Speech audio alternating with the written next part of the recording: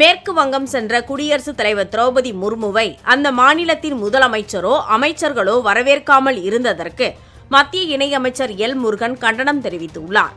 திருச்சியில் வரும் 11ஆம் தேதி தேசிய ஜனநாயக கூட்டணியின் மாநாடு நடைபெறவுள்ளது.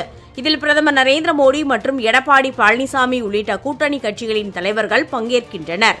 இதற்கான ஏற்பாடுகளை ஆய்வு செய்த பின் செய்தியாளர்களை சந்தித்த எல் முருகன், குடியரசுத் தலைவர் பங்கேற்ற கூட்டத்திற்கான ஏற்பாடுகளையும் மேற்கு வங்க அரசு சரியாக செய்யவில்லை என குற்றம் சாட்டினார்.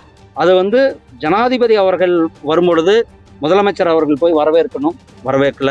அல்லது ஒரு அமைச்சரை கொடுத்துருக்கணும், ஒரு அமைச்சரும் போகலை. அல்லது ஒரு சீஃப் செக்ரட்டரி போய் வரவேற்றிருக்கணும், சீஃப் செக்ரட்டரியும் போகலை.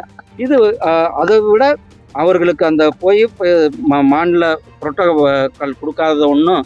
அதே போல் அந்த நிகழ்ச்சியில் அவங்களுக்கான ஜனாதிபதிக்கான அந்த நிகழ்ச்சிக்கான ஏற்பாடுகளை அந்த காவல்துறை முழுமையாக செய்யவில்லை.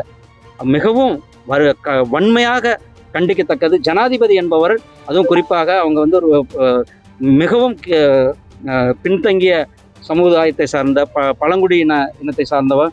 அவங்க அப்படி ஒரு மிகப்பெரிய ஒரு தலைவராக வந்திருக்கும்போது அவர்களை இழிவுபடுத்தும் விதமாக மம்தா பானர்ஜி அவர்களுடைய செயல், இண்டி கூட்டணியுடைய செயல் வன்மையாக கண்டிக்கத்தக்கது.